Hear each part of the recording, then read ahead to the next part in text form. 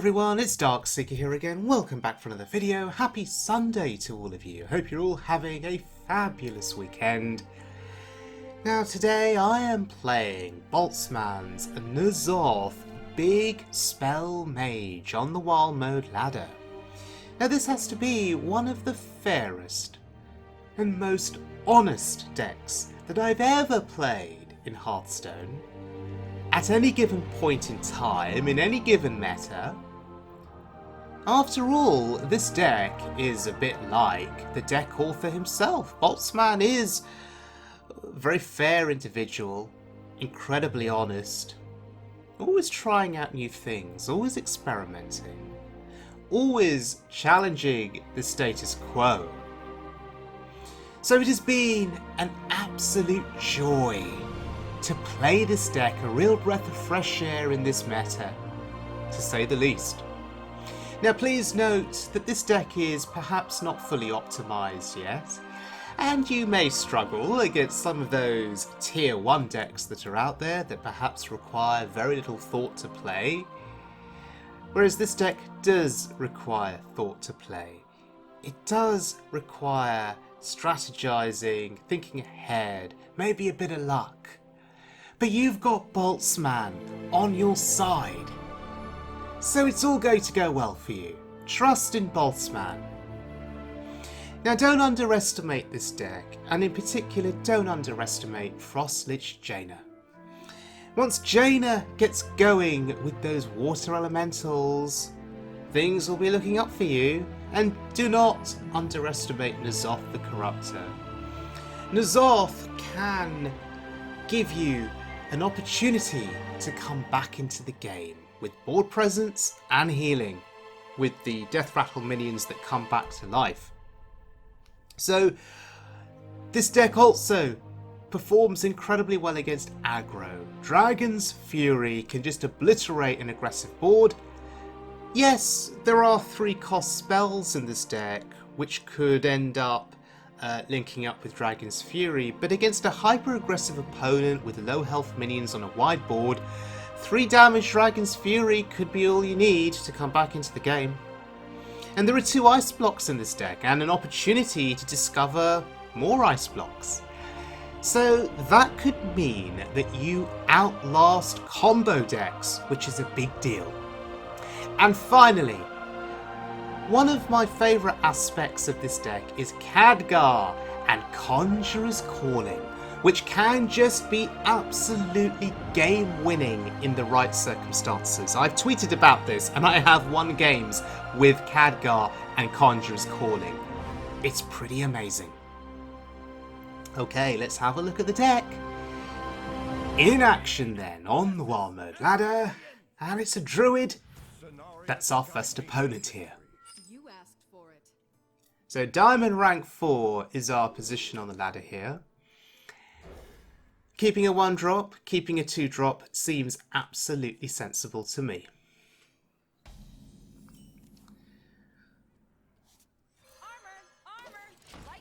So, Mr. Druid, what kind of a Druid are you?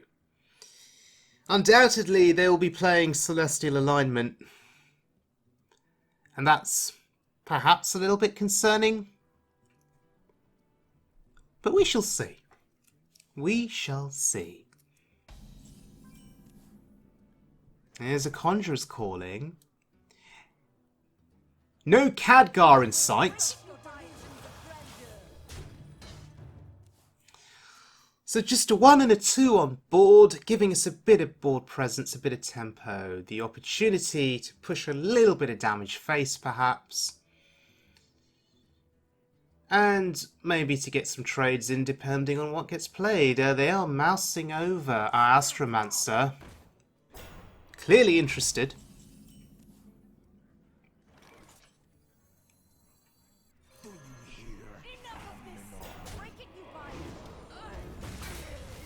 Okay.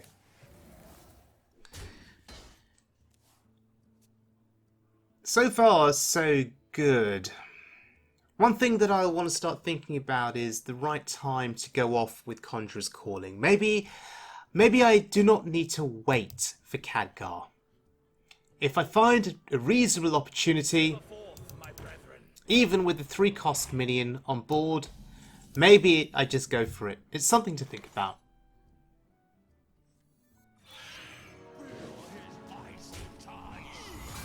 And Pyros, seeing play here. Pyros is one of my favourite cards. And it's such a shame that it stopped seeing play a long time ago. Notice our opponent mousing over Pyros there a couple of times. Clearly fascinated by the card and thinking, what the hell is that card doing on the board? If our opponent is a new Hearthstone player, they may never have encountered Pyros before. And what on earth is going on here? There are taunts being played on the board. Now this is interesting. The first thing that comes to mind, seeing taunts on the board, is Hadronox.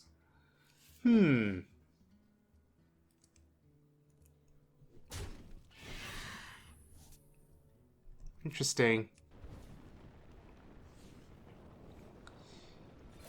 But we've so far been able to go card for card almost with the opponent. We're not in any particular disadvantage here. Oh wow, Greybow. Now that's a problem. That is potentially a real problem. Because now they're going to get that death rattle value, assuming there are other minions left on the board. And we could start to struggle from this point onwards.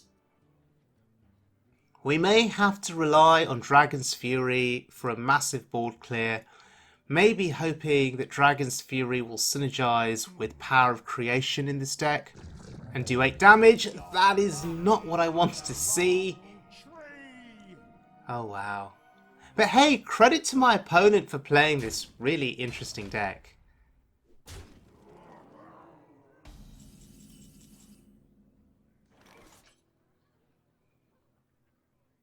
Okay, so what do we do here? I guess if in doubt, find a secret. Mirror Entity actually looks juicy. Assuming that my opponent is going to be playing big taunts in these later turns, Mirror Entity seems quite nice. Maybe we get lucky here. Or maybe we don't get lucky. That's not a big taunt. And that is bad for us on the board, but good for our opponent on their side of the board, protected by 2 taunts. It doesn't do enough for us. That is a Hydra with Rush. Oh dear. Oh dear, oh dear. Okay. Is it time then for a bit of Dragon's Fury? Is it time? Or do we hold out? That's the question.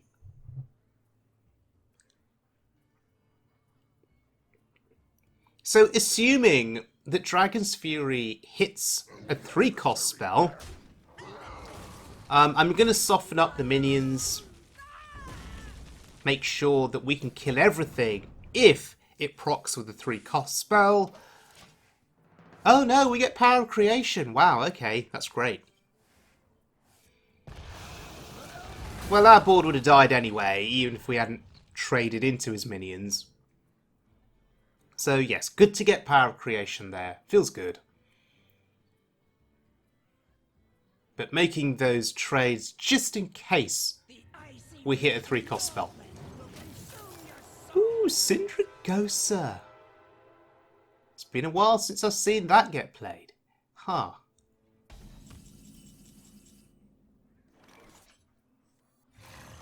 Okay. Conjurer's Calling value. What do we get? Oh, it's a little bit underwhelming. A 6-cost 2/7 and a 6-cost 4/4. Bloody hell.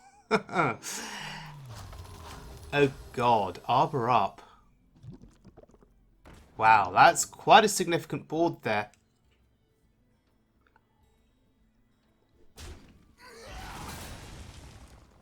Interesting. So we have Blizzard as a potential stall tactic next turn. Alternatively, we could drop the Cart-Up Defender, we could gain some armor. But would that be enough to hold off our opponent? We get some armor, some healing, but our opponent has got quite a significant board. That's a huge pickup. So Blizzard, I guess.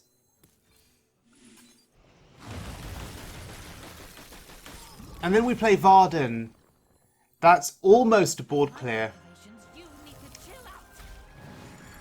Beautiful. Absolutely beautiful. And we kill that. Alright, we've reset the board. Let's see what our opponent can conjure up here. Now I do have Cart-Up Defender and Conjurer's Calling still left in hand. That could conjure up something spicy, but hopefully something a bit spicier than the Mossy Horror there.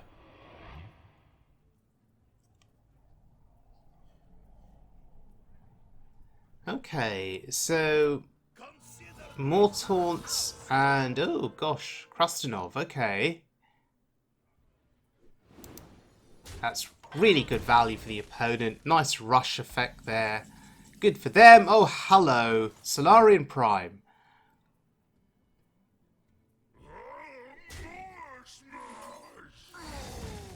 Wow. Koldara Drake. Huh. Interesting.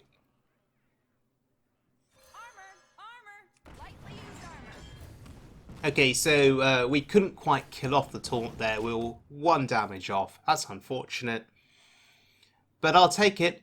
This is fine. And we put it down to 1 health in case we can get a trade with the armor vendor. Solarian Prime. Interesting. Now that's a card that you certainly don't want to underestimate.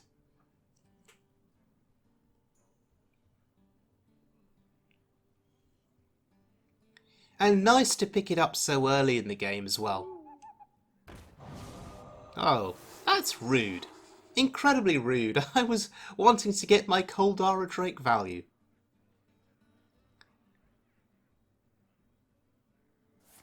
Germination. Interesting. Going face. Makes sense. Alright. Putting us down to 10 health here. Slightly concerning, slightly worrying. There's Allah. Break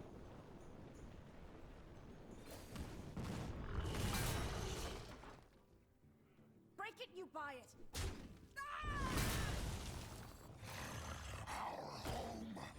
Oh, that's annoying. That's really, really annoying. Oh. Do I just have to trade here? Yeah, I feel like I need to trade just to keep the board under a little bit of control. Primordial Protector. Ugh. Oh god, that's a big dragon. I get the feeling that our opponent is slowly going to overwhelm us on this board again. And we need, what, another Dragon's Fury perhaps to help out? Meteor maybe would be nice. Power of Creation could be pretty cool as well. Frostlich Jaina. I guess we develop her. Do not fear power. Fear those who wield. While we have a chance, good to get her on board. Okay, Water Elemental time, potentially. Although I suspect our opponent is pretty smart to be playing this deck at this rank. So we'll probably play around me getting Water Elementals. Survival of the Fittest. Going face. Ouch. No respect for my board. But with Conjurer's Calling, this could soon be my opportunity to get back into this game. But Solarian Prime, let's see what it can do. Okay. Puzzle box. Ooh, this is juicy. We like dino size. Splitting image is good. Wrong minion. Okay. Put stuff on the board. Card draw we like. Vaporize we also like. This is a pretty good Solarian Prime with a good puzzle box. Power of creation, bloody oh. Okay. It gave us the bloody mossy horrors. That's pathetic. Now, you may be asking why I am not freezing the dragon. Well, we have a vaporize up, so I don't care about that dragon. I also suspect here that my opponent will not be interested in going face with their dragon, but will be interested in trading. In fact, they need to trade. So just like that, Solarian Prime has turned this game around for me. But you know what this is? This is Boltzmann. This is having Boltzmann in your corner when you're playing this deck. Your RNG, positive RNG, improves by approximately 200%. How can I confirm this, you ask? Well, just look at the board. Look at my board and tell me that this isn't good luck. Good RNG. This is brilliant. And our opponent is now confused. They don't know what to do. Probably muttering to themselves right now. How did I lose to this deck? And you saw the mouse over there on the Prime. They're clearly still feeling the impact of that Prime. And yes, common sense prevails. Concede. Yes.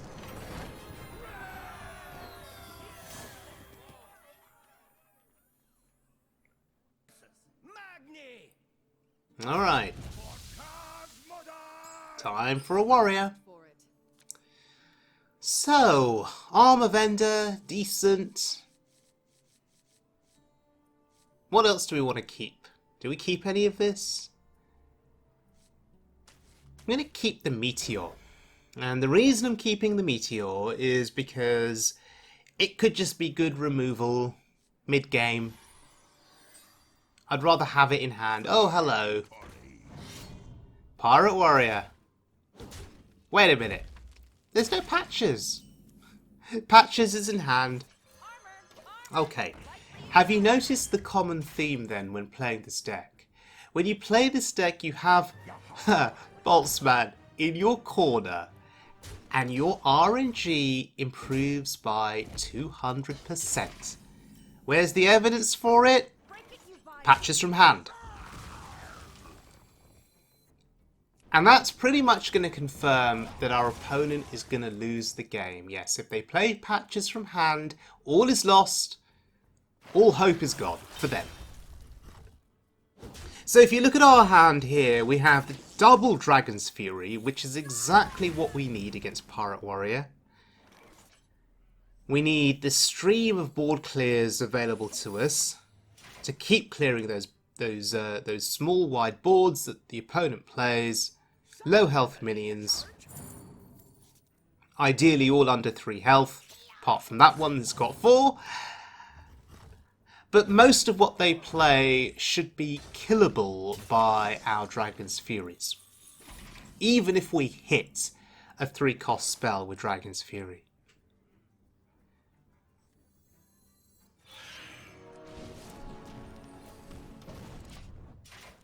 So we're just going to chill for a bit. We're just going to wait for them to load up the board, and then we're just going to destroy the board. I think that's our strategy. The question is, how long do we chill for? How long do we wait before we commit? Now, the Arcane Artificer will be really helpful for us in terms of gaining some armor to survive a bit longer in combination with our spells. This is quite a threatening board. Maybe this warrants a Dragon's Fury. Haha! Goes face. Weapon goes face. Ignoring the Pyros. Interesting. So I'm going to trade just in case Dragon's Fury hits a 3-cost spell. I'm not going to commit the Artificer this turn. We can do it next turn with Dragon's Fury if needed. Oh, we hit the 8-cost again, of course. So I should have gone face with the Pyros then. But then you never know, right? You never know. 2 Conjurer's Callings and 1 Ice Block left in the deck. So 3 cards which could have interacted with that Dragon's Fury on that earlier turn. So maybe the trade was correct. That 2 damage face, if I'd gone face with Pyros, probably wouldn't have meant anything in the long run. After all, in this matchup, our priority is simply to survive. And we need to do everything we can to ensure we survive long enough to then make our comeback and stabilise.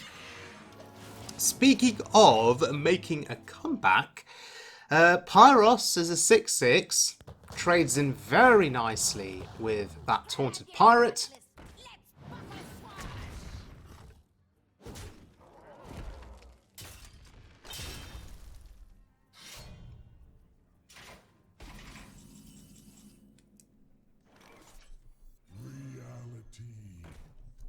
Alright. It's time for a little bit of armor. I feel safe at 12, including armor. Yes, wise decision, kill the Artificer. But the Artificer is tank 3 damage. That's 3 damage that didn't go face. Well, that's 2 damage that did hit my face. Okay. Slowly but surely, we are stabilising here. Ziliax is going to be big for us. That's 3 healing. It all adds up. It all matters. Armor Vendor, 3 armor, adds up. All matters. And I'm trading. Yeah. I like trading. I like a nice clear board. Another 3 health. Beautiful. We're essentially up to 20 here, including armor. Just like that.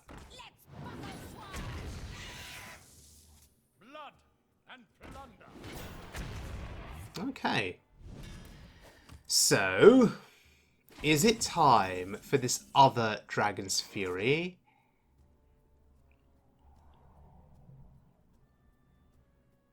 I think so.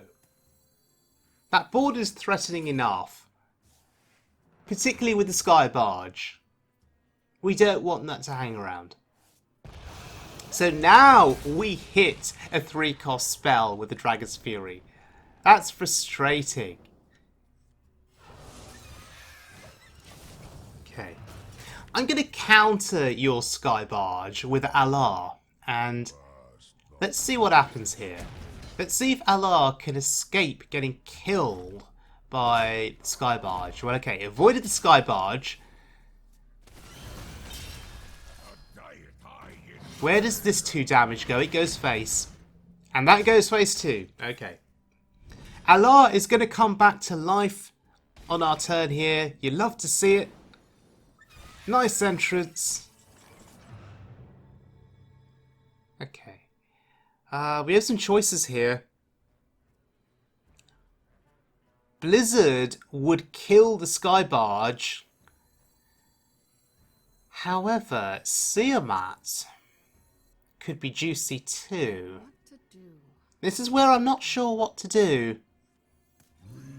So I'm going to go with my instinct, which is to kill the Sky Barge. Okay, my instinct was correct. They concede. Fantastic.